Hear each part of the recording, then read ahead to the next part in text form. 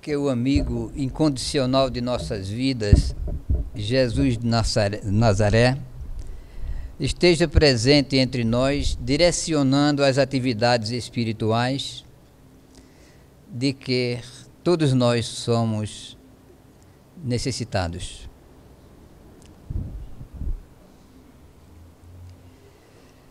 Na primeira epístola de Paulo aos Coríntios, ele diz: a mensagem do madeiro, da cruz, para os que perecem é engodo, é astutícia, porém para os que vivem é mensagem de libertação. Para os que fracassam, que se embriagam nas facilidades da vida transitória, a mensagem da cruz é um engodo. Não tinha muito sentido.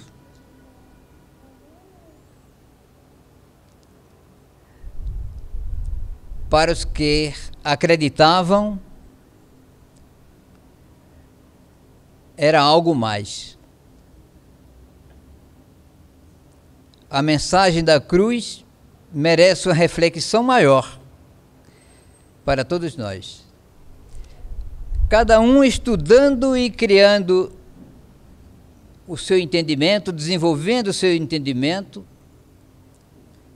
na razão direta do seu estado de alma, do seu estado evolutivo, porque cada um vai enxergar de uma forma diferente. Uns acreditam vagamente, mas nunca se adentraram nos livros para pensar, para meditar o que representou a mensagem do Calvário. Outros escutam falar e não tomam interesse. Outros enveredam pelas próprias religiões na época atual e permanece mergulhado na ignorância e faz questão de não dar um passo à frente. Prefere receber tudo com muita facilidade, sem questionar, sem estudar, sem meditar, e assim vai levando a vida. Para cada um é uma visão diferente sobre o fato acontecido no Calvário. Jesus, para Maria de Nazaré, foi o filho que os homens não entenderam, que a humanidade não compreendeu. Ela compreendeu provavelmente melhor do que todos, mas ainda não conheceu profundamente os inúmeros detalhes da vida desse missionário que veio à Terra, do governador do planeta. Escapou e escapa a toda a nossa compreensão o que representou Jesus. É o grande e desconhecido. Quando alguém diz, eu conheço Jesus, mas será que conhece mesmo? Ou superficialmente leu ou ouviu falar, ou entrou em algumas discussões, alguns debates sobre a passagem de Jesus pela terra.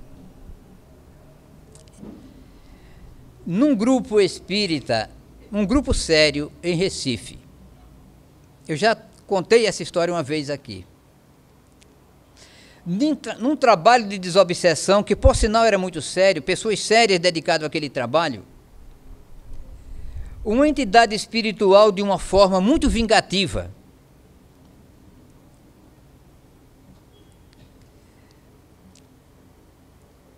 continuava demonstrando, vomitando aquele ódio.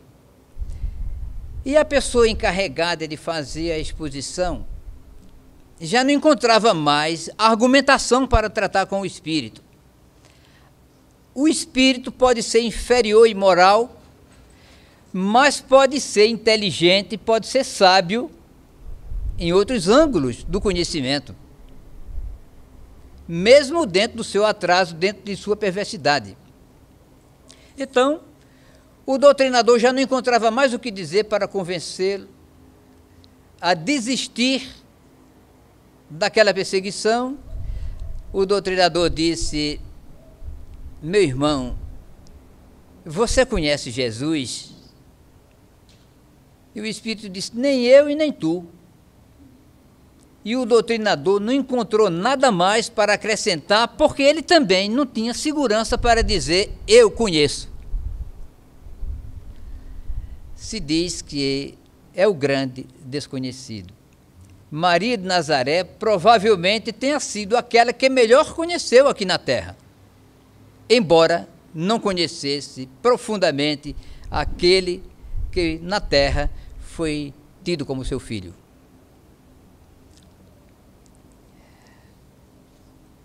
Para Judas Iscariotes,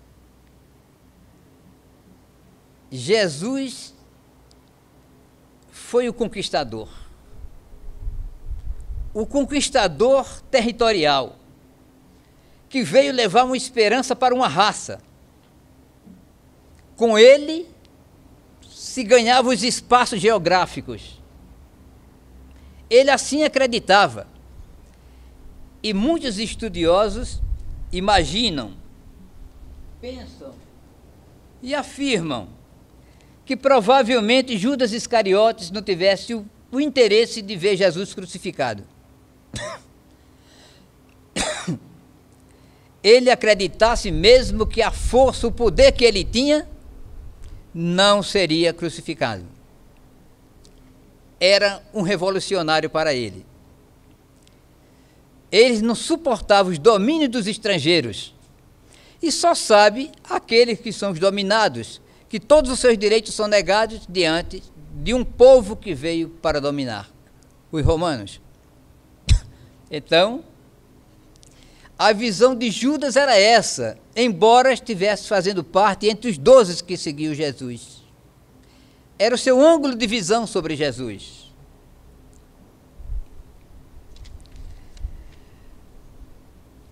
Para Anás e Caifás, Jesus era o grande perigo. Era o grande perigo para o sinédrio. Ele arrebanhava povos. Ele tinha um poder de comunicação muito grande. Ele convencia as pessoas. Para o sinédrio, ele era um perigo.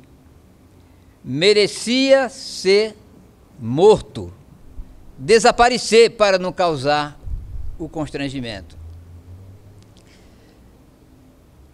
Era uma visão diferente.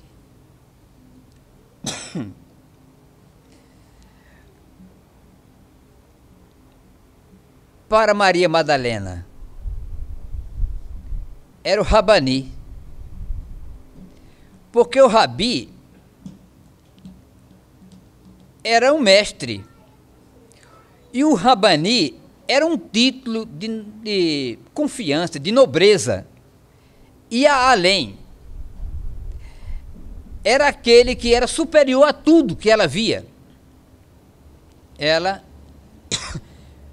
considerava ele não simplesmente como um rabi, aquele que ensinava, o mestre, considerava como o Rabani.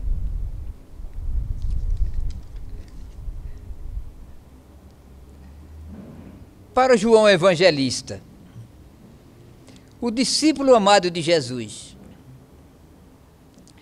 aquele que quando Jesus estava no Calvário, disse para sua mãe: mãe, eis o teu filho.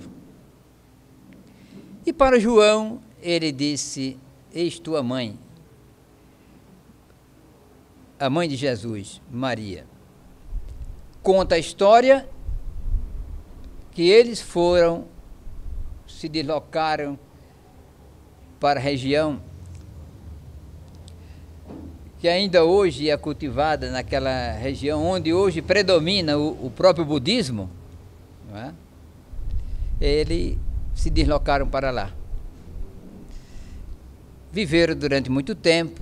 Conta-se que Paulo andou passando por lá também, esteve na casa de Maria, de João, não foi muito aceito, mas eles continuaram. Numa entrevista feita recentemente, se dizia que conheceram Maria, conheceram João, mas não davam essa tão importância que os cristãos davam naquele mundo muçulmano, mas respeitavam.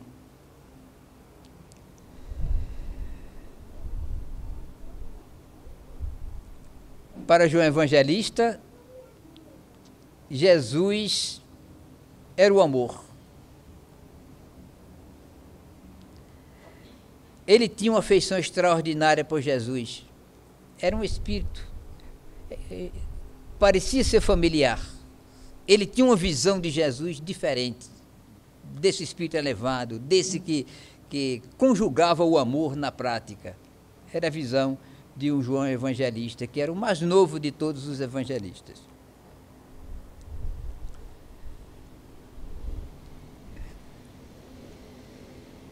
Para o endemoniado gadareno, um obsidiado que vivia nas túmulas, nos túmulos, vivia nos cemitérios, obsidiado, os espíritos atormentando, e ele não tinha paz, não tinha sossego, e vivia junto dos túmulos. Que lugar desagradável para o indivíduo procurar uma convivência, atormentado, ele fugia para lá, vivia nos túmulos. Era chamado o endemoniado gadareno. A família se preocupava com ele, vivia num estado de loucura muito grande, procurando o cemitério. E Jesus afastou aqueles espíritos perturbadores que estavam em volta dele. Ele ganhou a liberdade. Para ele, Jesus era a libertação. Era o espírito libertador. Era uma visão diferente sobre Jesus. Vejamos. São visões diferentes sobre uma mesma pessoa. 2000 anos, nós conhecemos Jesus? Retornamos àquela interrogação que o Espírito fez numa reunião a um doutrinador espírita. Será que nós conhecemos Jesus? Ou ele é o grande desconhecido? Nós tentamos a conhecer, já é alguma coisa? Ler a sua mensagem, analisar os fatos, ler os evangelhos, procurar compreender, é grande coisa. Os espíritos vêm, afirmam, dizem, falam da sua mensagem, facilitando a nossa compreensão para os dias de hoje, porque Jesus foi mal compreendido durante muito tempo. Ele, o príncipe da paz, foi motivo de guerra. É contradição. Então, nós precisamos conhecer esse Jesus, que não conhecemos tão bem. Sabemos, através dos evangelhos, o que representou ele. Mudou a história da humanidade. E nós precisamos conhecer. Existem muitas obras interessantes que falam sobre ele. Além dos 4 evangelistas que falaram sobre ele, nós espíritas temos o evangelho segundo o espiritismo. É Jesus de volta.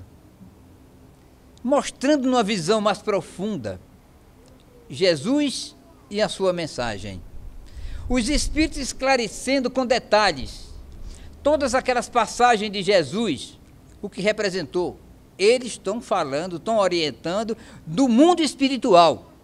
Nós espíritas temos uma certa vantagem, não superioridade, mas sobre determinado assunto, porque muitos questionam, não tem que se apegar.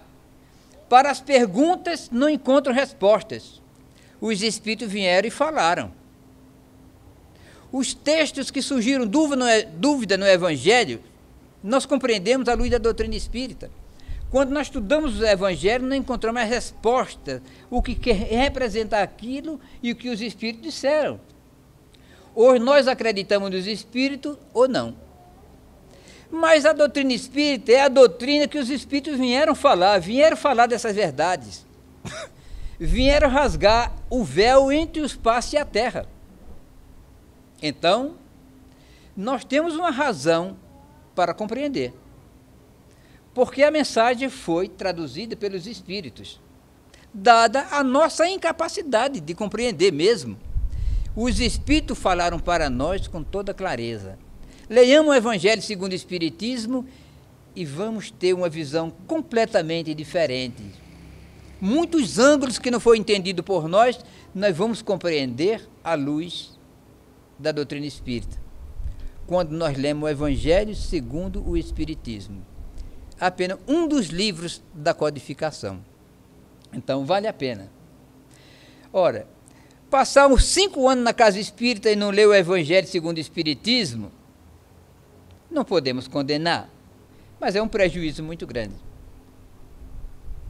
Porque essas questões mais difíceis nós encontramos. Tudo que os Espíritos puderam falar, eles falaram.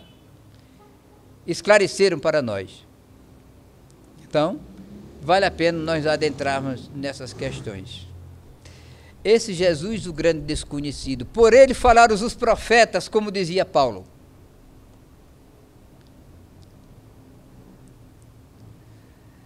Mas foi pesquisado pelos estudiosos. Alguns negam, outros afirmam, mas nós vamos em busca. Nós estamos buscando essa grande verdade. Os Espíritos falaram. Eles que vieram do além, com maior autoridade do que nós, e vieram esclarecer sobre esses detalhes. Vale a pena estudar a mensagem de Jesus nos seus evangelhos.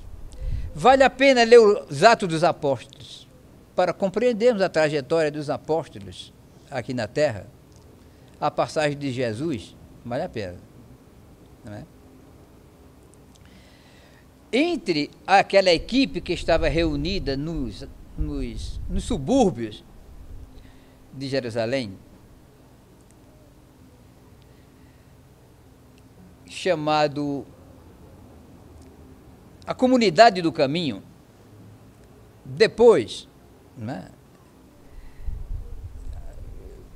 os apóstolos que seguiram Jesus, que estavam reunidos naquela comunidade, a Casa do Caminho, posteriormente chamada, então, eles rememoravam Jesus. Eles se entenderam muito bem.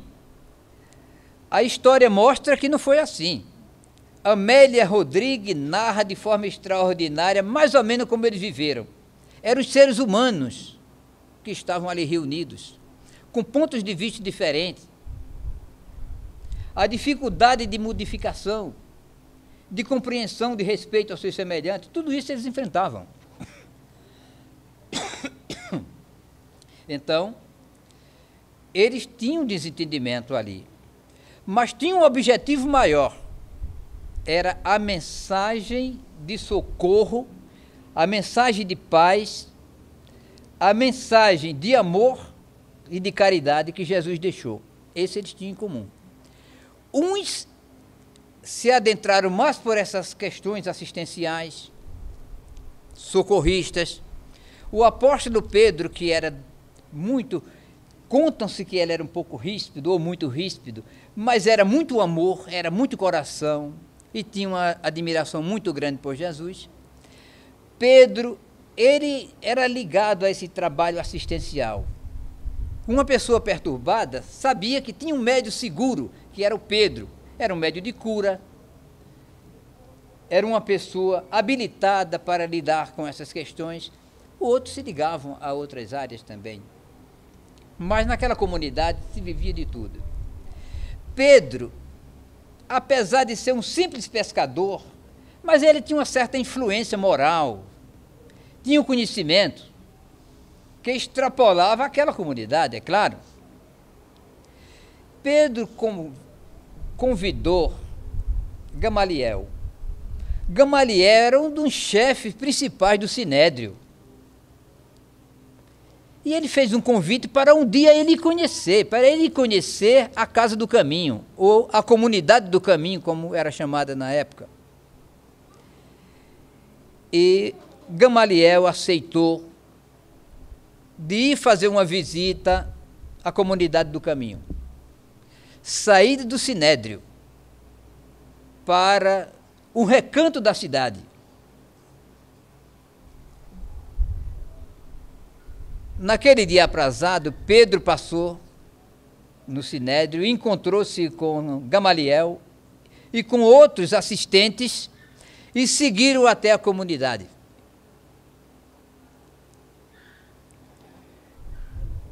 Seriamente, Gamaliel se adentrou naquela casa e começou analisando aquelas pessoas. Viu gente de diversos cantos, daquela cercania de Jerusalém, ele foi encontrando. Mulheres abandonadas, viúvas desamparadas, leprosos, doentes das mais variadas matizes se encontravam naquele ambiente, necessitados de imediato socorro. E aquele grupo de simples pescadores das cercanias chegavam lá para atendimento. Era algo a se pensar. Gamaliel, olhando tudo aquilo, imaginava: o sinédrio é tão frio como o mármore.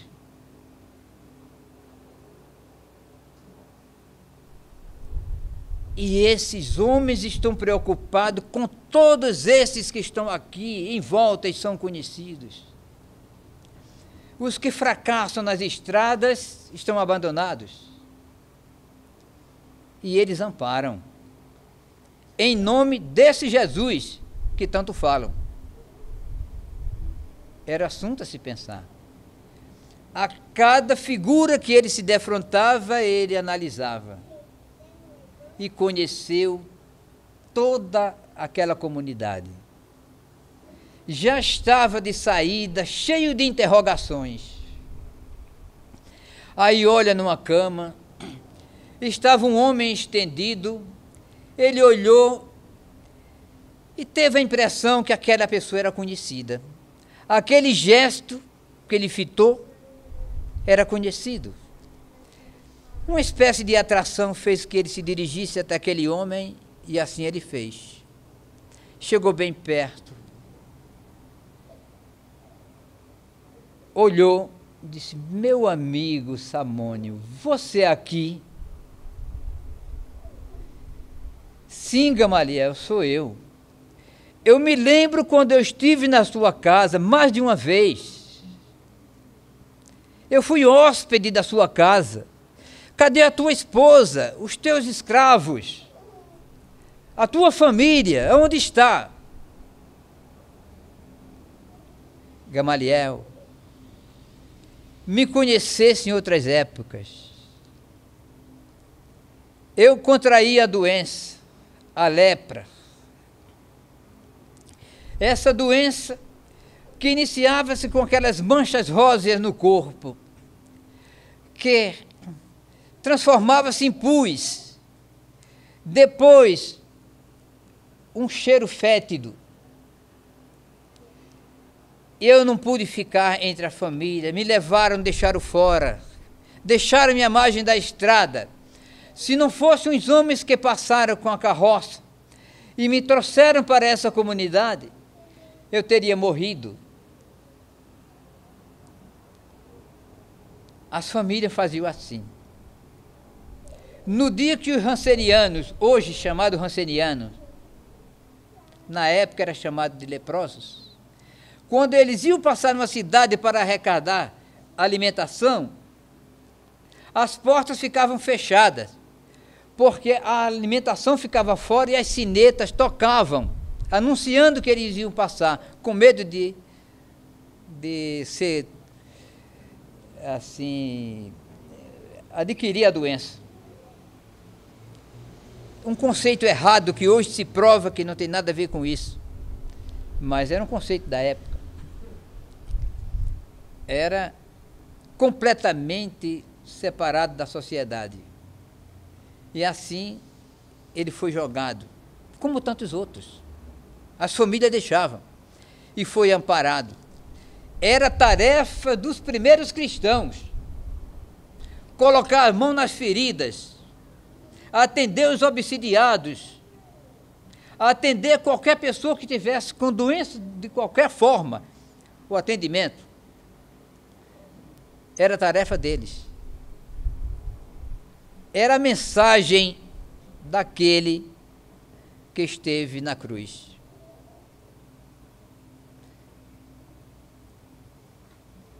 Gamaliel, me conheceste em outras épocas, agora eu sou outro. Moisés caminhou homens para o sepulcro. Jesus caminhou homens para a libertação. Jesus é a encarnação da verdade. Mexia com as estruturas de Gamaliel.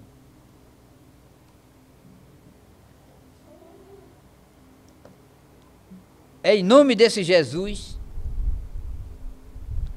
que está essa comunidade. Era confuso a grandeza do sinédrio, as questões políticas, religiosas que ali acontecia, o tribunal da raça, e aquele grupo de pescadores envolvido com uma questão dessa, e tinha Jesus como seu guia. Era algo de extraordinário, que mexia com todos. Mexeu com as estruturas de Gamaliel. Ele lembrava de tudo. Quando ele já estava de saída,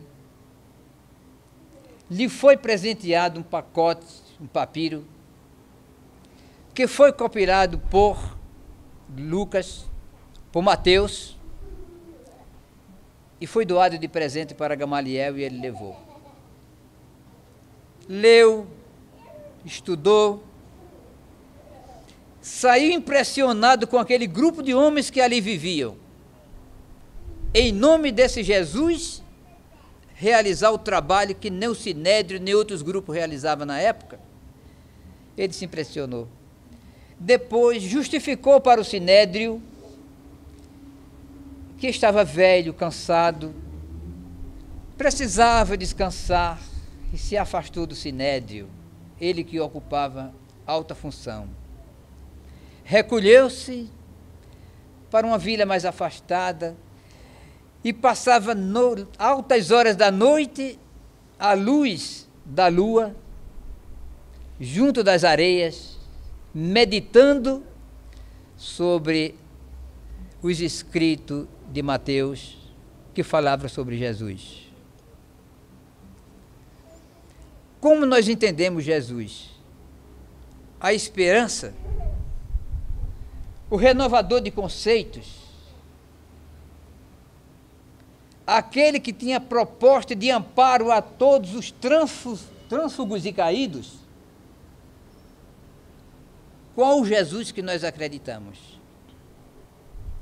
Hoje não existe mais a expulsão dos rancenianos para desencarnarem afastados da sociedade. A ciência evoluiu. As viúvas hoje são amparadas, são trabalhos, são profissionais. A mulher cresceu, libertou-se, se não completa como merece, mas está a caminho. O mundo progrediu. O avanço científico, a lei está sendo mais justa, apesar das muitas injustiças que acontecem, mas está caminhando. A preocupação com o ser humano também. Os direitos humanos, muitos benefícios que antes não se conhecia, hoje se conhece. E muito tem ainda a se fazer. Na verdade, as questões sociais das épocas passadas não se pode se comparar com a que nós vivemos hoje, apesar de todas as fraquezas que nós encontramos. Mas não existe os rancenianos de outrora, marginalizado pela sociedade, mas existem outros tipos de marginalização hoje ainda. A discriminação racial, o sistema econômico brutal, explorador, a indiferença de profissionais que juram que vão ser um atendimento, vão ser de atendimento justo às pessoas que precisam, que quando se adentra na casa de uma pessoa para ser atendida, né, fecha os olhos, né, para o atendimento. Quando nós lemos o mandamento de Hipócrates, que os médicos fazem esse juramento, nós questionamos hoje. Não estamos dizendo que todos são iguais, mas nós perguntamos: esse juramento está sendo cumprido? Como tantos e tantos outros juramentos formais estão sendo cumpridos? Como é que nós agimos hoje, em pleno século XXI? Estamos preocupados com essas questões? A droga campeia. Os desentendimentos são enormes. Será que os marginalizados não existem até o dia de hoje? Existe. O Evangelho tem uma proposta. A doutrina espírita, como o cristianismo redivivo, tem uma proposta. É preciso que nós despertemos para essa realidade. Nós somos esse veículo para transmitir essa mensagem que vem se rastreando há 2000 anos. Nós podemos fazer. Os obsidiados que existiam na época de Jesus existem hoje. Não tem nada novo. Todas as injustiças do passado se refletem nos dias de hoje com uma roupagem diferente. E nós podemos fazer alguma coisa. Então, é uma reflexão para nós. Os espíritos falam, eles descrevem o que é uma noite nos dias atuais. Eles descrevem. O que é que acontece nas caladas da noite? Quando muitos de nós estamos dormindo em casa, sonhando, quem sabe, acompanhando os espíritos, ou os espíritos nos acompanhando, ou atormentado pelos espíritos sofredores, quando deixamos o corpo, porque nós morremos todas as noites. De acordo com o nosso estado vibratório, nós procuramos a companhia que merecemos. Os inferiores ou os superiores, é uma experiência que todos nós vivemos. Porque todas as noites, como disse um santo da Igreja Católica, nós morremos. Parcialmente nós deixamos o corpo e procuramos aquelas companhias que são afins a nós. Não é? Então, os espíritos falam dessa realidade que eles enfrentam à noite, nas caladas da noite, acompanhando os acontecimentos. Toda noite é uma história, e essa história se repete de formas diferentes. E muitas vezes, aqueles que são encarnados, estão aqui na Terra, no momento do sono, são personagens dessa história que se repete nas caladas da noite. Quando passaste por mim, flamejante e gloriosa, chamando-me para seguir-te, eu não poderia fazê-lo. Encontrava-me descalça, maltrapilha, de mãos úmidas pelas lágrimas que tentara enxugar nos olhos dos aflitos. E amarfanhada, não dispunha de indumentária para apresentar-me a teu lado. Desejei seguir-te. Desejei acompanhar o teu vulto iluminado, mas neste momento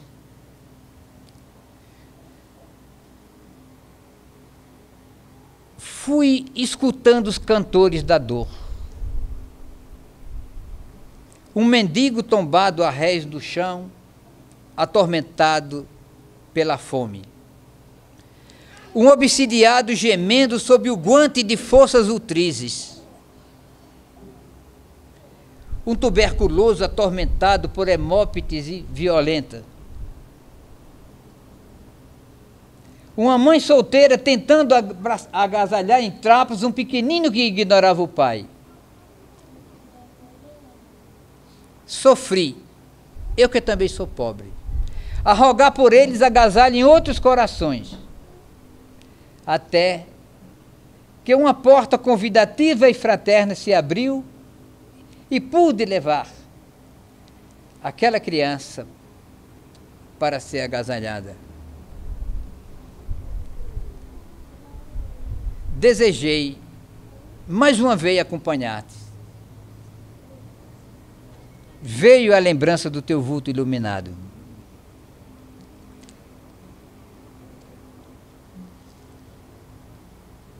Mas não pude seguir-te. Outra voz sofredora clamava por mim. E assim, todas as noites, as coisas acontecendo, os chamados imediatos. Diz: desejei acompanhar-te. Procurei, com os pés ligeiros e apressados, seguir-te. Mas não pude.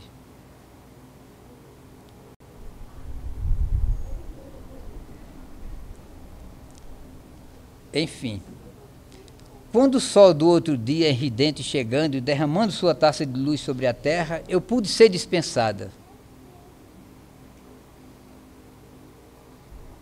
Ó fé!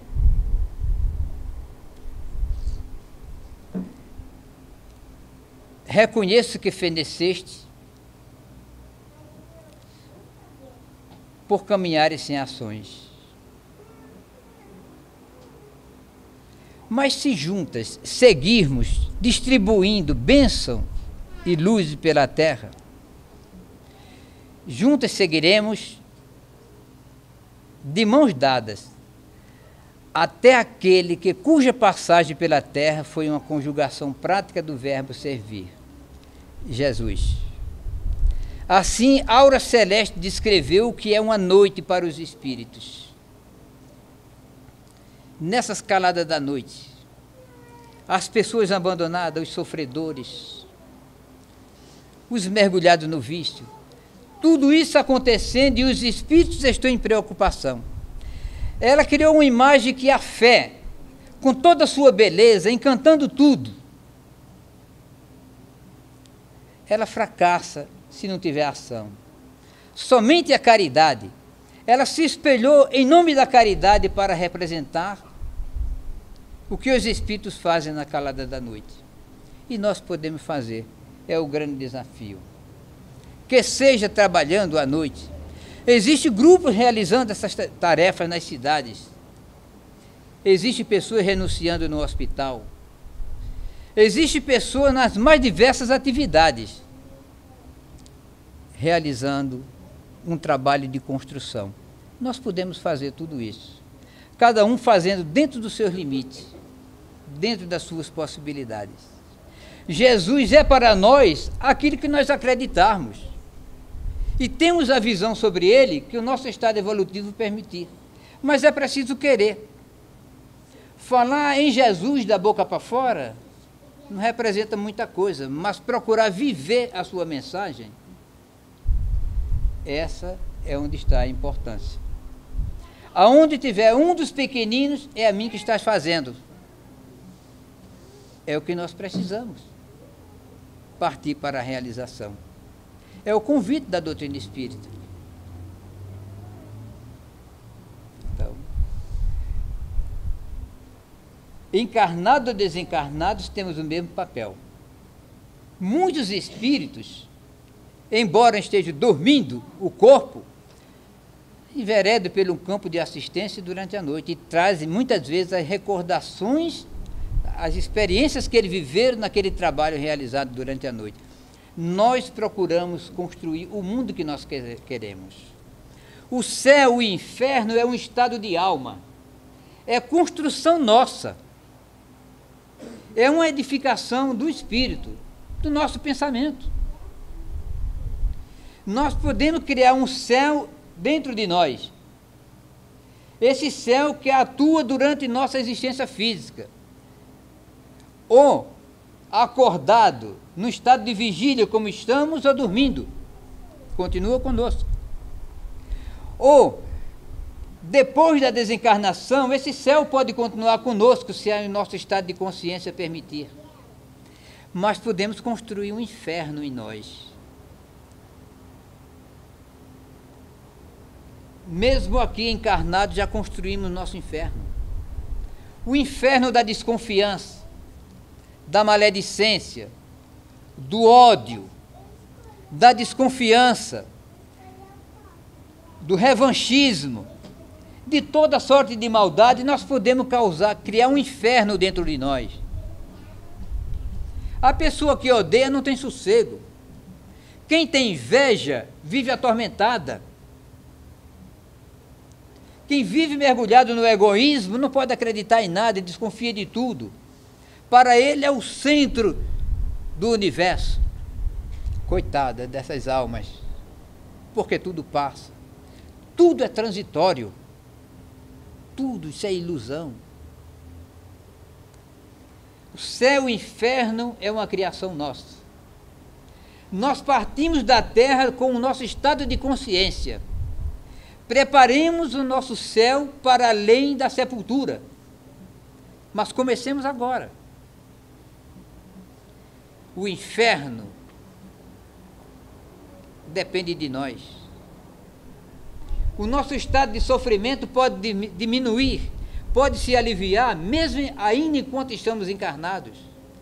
Vamos mudando de atitudes, vamos nos preparar para essa maior das certezas que nós temos na Terra, que é a desencarnação, não a morte. A morte não existe. Charles Richer, Prêmio Nobel de Fisiologia, depois de discordar de tudo, de desacreditar de tudo, ele chegou à conclusão e disse: a única certeza que eu tinha era da morte. Nem essa mais eu tenho agora, porque a morte física não existe, mas a morte do espírito não existe. Nós caminhamos para além do fenômeno chamado morte. Então a vida continua. Nós vamos construir a nossa vida depois do corpo material, agora, começar a construir agora, fazendo amizades, construindo ambientes melhores, zelando pela nossa família. Cada qual está numa tarefa diferente. Uns são pregadores espíritas, estão divulgando a doutrina espírita. Outros são os médios que precisam atuar como medianeiro da espiritualidade, trazendo as informações do mundo espiritual para a Terra. Outros são os passistas, os médios passistas, que renunciam algumas horas, talvez um dia, se preparando para um trabalho de passe, para transferir as energias materiais e servir de canal para que os espíritos, através dele, possam transferir fluidos benéficos, aliviando os sofrimentos. Outros são profissionais na área médica, na área do direito, são operários, profissionais das mais variadas áreas que, se tiver bons princípios, estão construindo, porque o mundo se renova pelo esforço do material humano. Tudo na Terra se transforma pela criatura humana. Nada se realiza na Terra sem o ser humano. Para uma reunião espírita acontecer, para que os espíritos possam transmitir alguma mensagem, os benfeitores espirituais se aproximem, transmitam através das mentes, falando às mentes e aos corações palavras de ânimo e de esperança, através de alguém que fala, ou de um espírito que sopra em seus ouvidos. É preciso que haja alguém que dirija a reunião, que congregue as pessoas, alguém que fale, alguém que indique um livro, alguém que esteja sustentando o ambiente, preparando para que o ambiente se torne-se melhor e possamos sair com maior esperança. nós preparamos o ambiente, nós preparamos a nossa saída do centro espírita, nós modificamos os pensamentos, as nossas atitudes, criando pensamentos positivos, imagens extraordinárias para a nossa renovação. Nós preparamos todo o ambiente espiritual da casa, a cabine de passe onde nos receberá dentro de poucos instantes, os fluidos transformados, porque o fluido é neutro, não tem fluido positivo nem negativo, ele é neutro. Ele se transforma pela força do pensamento, o somatório de pensamentos positivos transformam os fluidos. O ambiente fluídico melhora o nosso estado de alma, de saúde, nos encaminha para uma vida melhor. Saímos da casa espírita em paz, podemos transformar a nossa família de uma forma melhor, mais tolerante, com a palavra de ânimos, mais alegre, mais felizes, sem sair triste, acabrunhado. Para tudo isso precisa do ser humano, da frequência, da vibração, do olhar sincero, do pensamento positivo. Se tivesse as pessoas inquietas, irritadas, mexendo com a cabeça, se afastando de um canto para outro, eu já teria parado muito antes. O que me segurou até o momento numa palestra improvisada é o olhar de vocês. Essa certeza, esse olhar fixo, acreditando naquilo que está ouvindo, interessado na leitura que vai fazer, no ambiente, na crença que vai sair daqui melhor, que pode se melhorar. Se está lembrando de um parente que está em casa, de um familiar difícil ou fácil, que sai daqui com o propósito de fazer o melhor. Se eles suportaram com tanto carinho aqueles que eram os trânsfugos e caídos pelas estradas sofredoras, atormentados pelo mal de Hansen, e eles acolheram na diferença do comportamento de um e de outro, mas em bem, de um bem comum, apresentado pelo Cordeiro de Deus. Eles renovaram o ambiente, fizeram que o sofrimento diminuísse, modificasse uma estrutura social. Tudo isso pode acontecer. Então eu posso fazer alguma coisa melhorando meus familiares, eu posso ser mais amigo, mais humano, eu posso ser melhor companheiro. Tudo isso pode acontecer. Nós podemos fazer. Nós somos deuses. Jesus foi quem disse: vós sois deuses. O que eu faço podereis fazer, e muito mais ainda. Nós podemos fazer. Podemos sair daqui melhor. Tudo que eu falei é muito pouco, não representou quase nada, mas somem com o olhar amigo, caridoso de todos os companheiros que estão aqui. Some com as experiências vividas em outras reuniões, em outros ambientes. Fique-se no momento atual, projete o futuro e tentemos fazer uma sociedade melhor. Na casa espírita que nós trabalhamos, no nosso lar, no ambiente de trabalho e no encontro com aqueles amigos mais fáceis ou difíceis. A vida é uma eterna conquista, é um eterno desafio.